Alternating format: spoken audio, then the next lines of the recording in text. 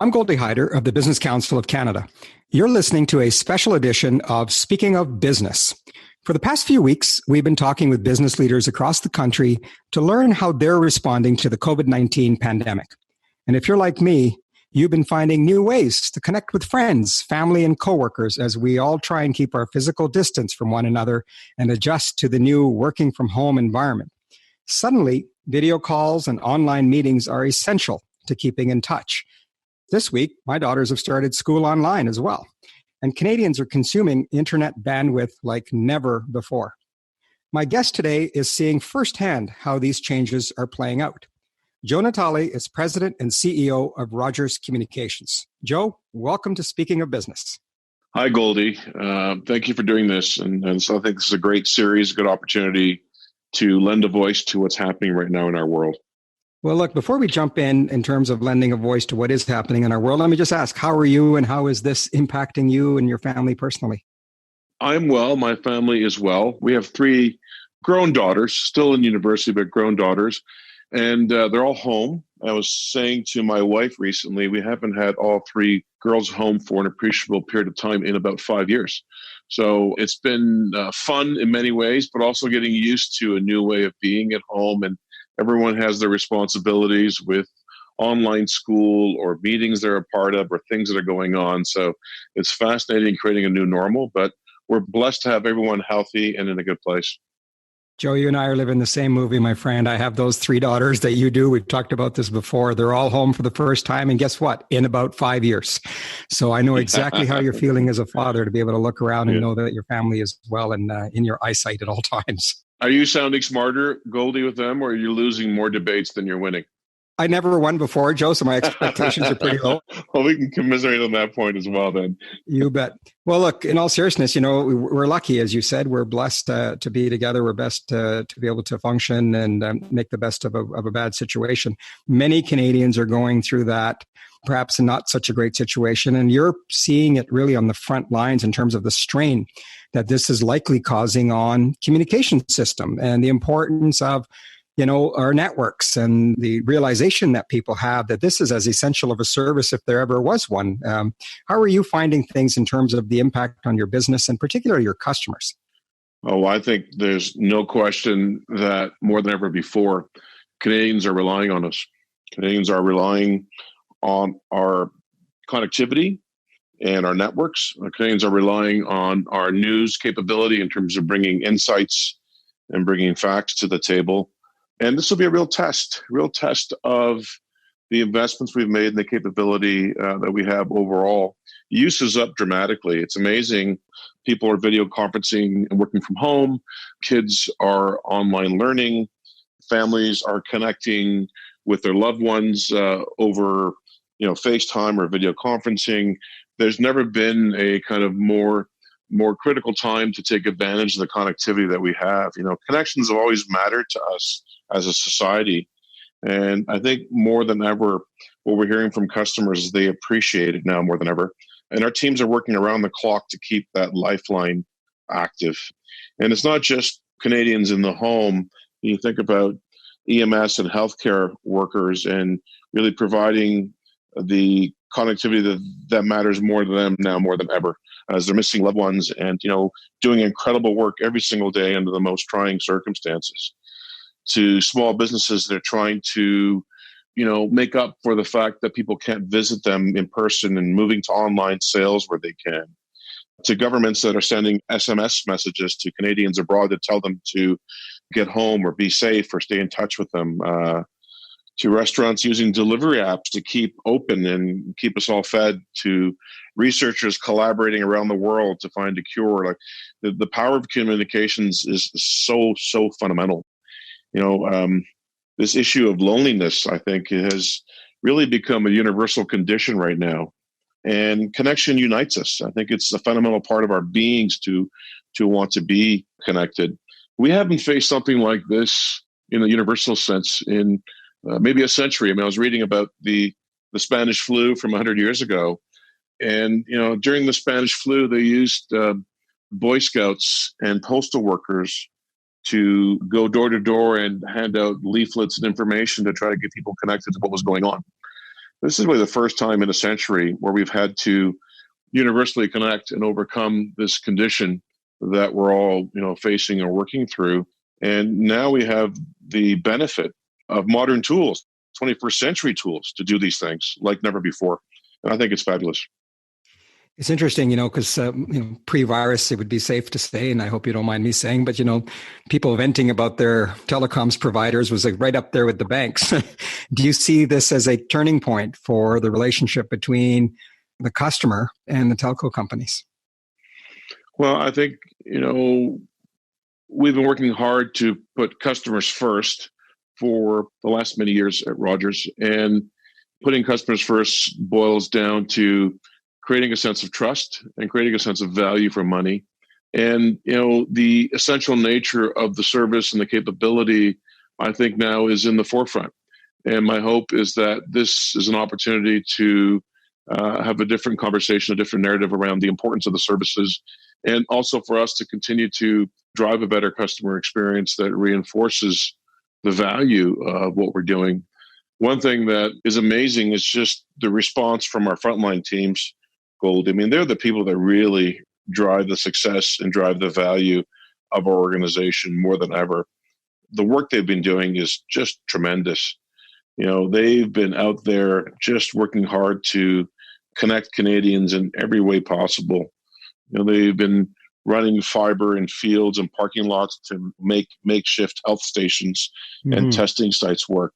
They've been out there trying to figure out, how do I get this customer connected in a way that keeps them safe and keeps us safe. So we've gone to essentially a self-install where our technicians are using the power of video conferencing to help the customer in the home without having to go into the home. And that's been working very well.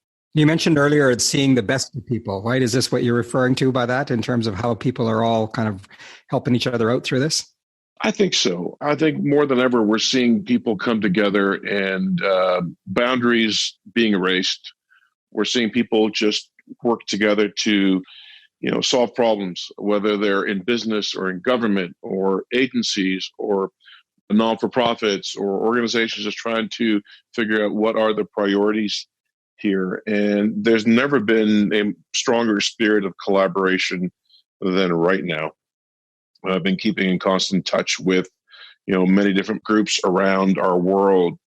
And I said to my team last week, if we could somehow bottle this degree of collaboration that we're seeing inside and outside of Rogers, like there's a dividend here that's great for society as a whole, frankly. Well said. Listeners have heard me say this before, but I've been saying if you want to honor the lives of those who've died in this tragedy, make life better for those who've lived. And if that's one of the things that comes out of this, I think we'll be better off for it. Now, one of the things that you've mentioned, Joe, was that you are paying attention to the impact that the virus has had on your industry in countries that came before Canada. Just take us through what the lessons learned are in terms of what are the advantages that we've been able to have here in Canada versus maybe what others have had to experience abroad. One thing that we've seen is Canadian networks have held up very well. We're seeing massive spikes in demand. It used to be that peaks in our networks would be usually in the evenings, just after dinner, or on a Saturday and Sunday morning. Now the peaks are every morning starting first thing. Yeah. As people fire up their days, right? And our teams have worked very hard to add capacity in the moment and work on balancing the load with the capacity more than ever. And, the billions of dollars of investments that we've made over the last many, many years are paying off. And I think that our networks are holding up very well. We do compare notes across the globe. We do talk to our peers in every country to understand how they're dealing with any aspect of this, from network capability to relationships with different stakeholders to just how they're managing their people and their teams through this. And there's been a great esprit de corps coming from every corner of the globe and sharing that insight and that information. Well, that's great to hear. As you said, this is a moment in which that reassurance helps people get through the situation. And one of the other things is that, we're all trying to find ways to help out in this crisis. And we've heard a lot about people and businesses stepping up, for example, to get much needed supplies to healthcare workers. But Rogers and you in particular have put a focus on some vulnerable populations that may be operating under the radar, from Big Brothers and Big Sisters, women's shelters, and food banks. Tell me about your initiatives. Let me start by saying that this starts from the foundation and the premise that none of us has the privilege of inaction. Those who can help must help. And we sat back as a team and said, where can we help the most right now? And we picked a few areas that are important. And they're areas that are really aimed at helping the most vulnerable populations in society that may be under the radar at this point in time. Every one of us has had our lives turned upside down due to this public health crisis. But for those that were already just hanging on, this is beyond devastating.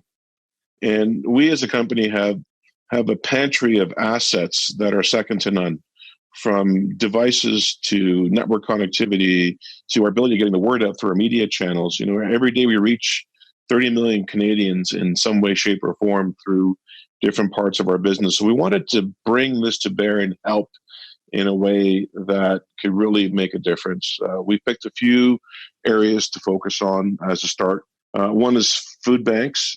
We've donated 1 million meals to Food Banks Canada, and through the power of our TV and radio assets, along with our digital and social platforms, we've created an awareness campaign that is reaching almost every Canadian each week. And through our customers and employees and inspiring others to help, we've raised an additional 500,000 more meals on top of our 1 million meal commitment. We're going to keep pushing this.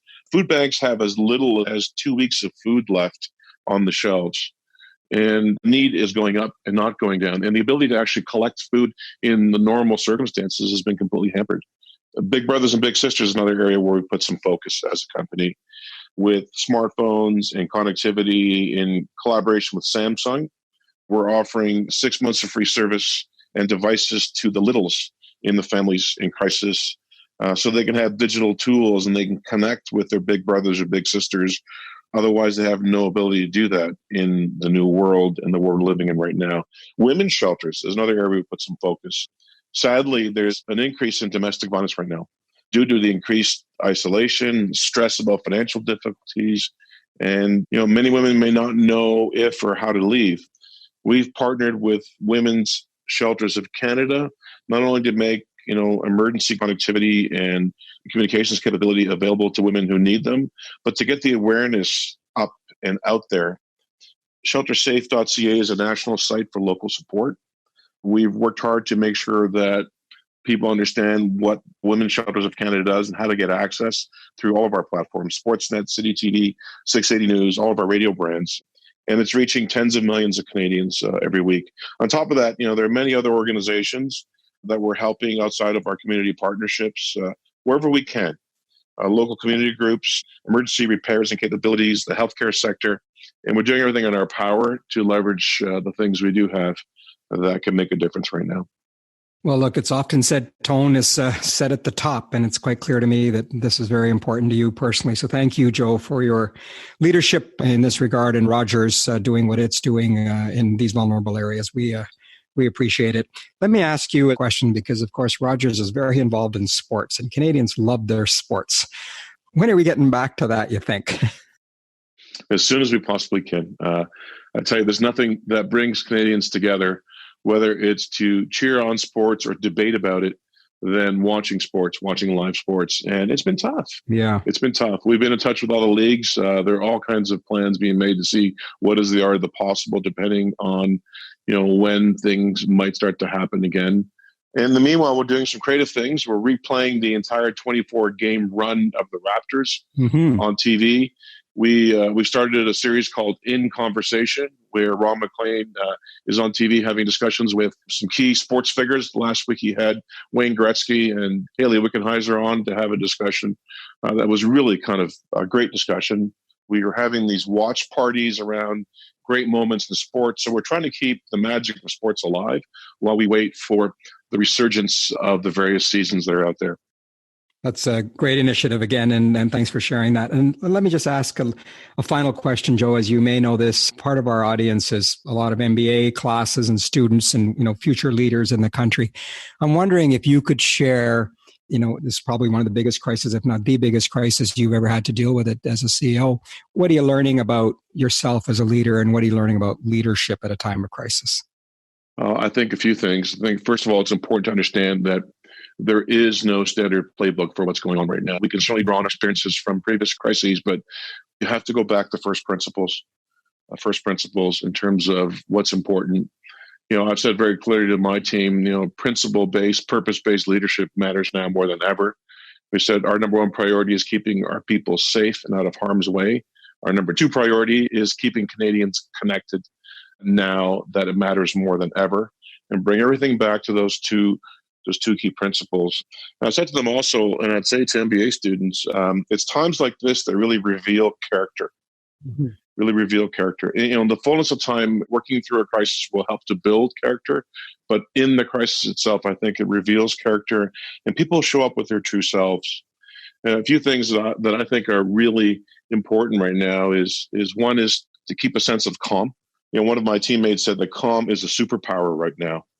And we need to act with urgency, but with calm and not emergency, and think through things with a sense of speed, but really think through them and have the tone be a calm and thoughtful one. The next thing I'd say is it's really important to stay informed. Stay informed. You can quickly develop a bubble around yourself. I really have appreciated the ability to speak openly with all government officials, both on the political front and within government administration, about what's going on, and sharing ideas and helping each other out more than ever. I felt privileged to be able to reach out to other companies and seeing what they're up to and talking to my peers in our industry, outside our industry. As Canada's umbilical cord, it's really important that we're close to understanding what's happening and also looking around the corner to see what's about to happen so we can get ready for the next set of activities or next things that may come along as we work our way through what's happening as a whole. Next thing I'd say is that collaboration has never been at a better premium.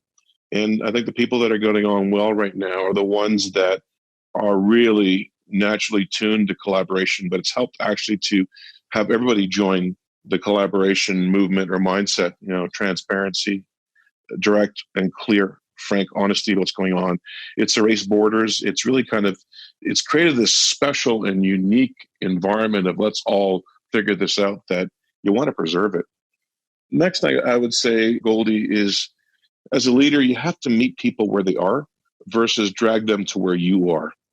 Whether it's customers or whether it's our employees across the company, you have to keep a pulse of where they are through the cycle of awareness, understanding, and acceptance around what's going on, and meet them at that place. Sometimes you might feel that you've already thought through something, you've already kind of figured it out, but you have to make sure you look behind and see that everyone is following. The last thing I'd say is a sense of humor is really important right now. Those light moments, reminding us all that we're still human beings. Yeah, it's okay to laugh. Yeah, it's okay to laugh, right? You're not diminishing what's going on. If anything, you're creating an opportunity to kind of let people have a laugh. And I'm finding whenever you have a really good belly laugh right now, it just helps to create a calm tone and just give people a breath when we need it most, frankly. Joe, that's a terrific place to end. Heck, if I'd only asked you one question and that was it, and that was your answer, I think we'd have a hell of a podcast. But luckily, you've given us a lot more content and insight, a lot to ponder. I learned a lot just listening to you, particularly in that last answer. And look, let's speak again. Thank you for what you're doing, and we appreciate you joining us today. Thanks, Goldie. All the best to you and your family, and we'll talk soon. I've been speaking with Joe Natale, President and CEO of Rogers Communications. You can find more of our special Speaking of Business conversations about the COVID-19 crisis wherever you get your podcasts, or visit our website, speakingofbiz.ca. That's biz with a Z. Until next time, I'm Goldie Hyder. Thanks for joining us.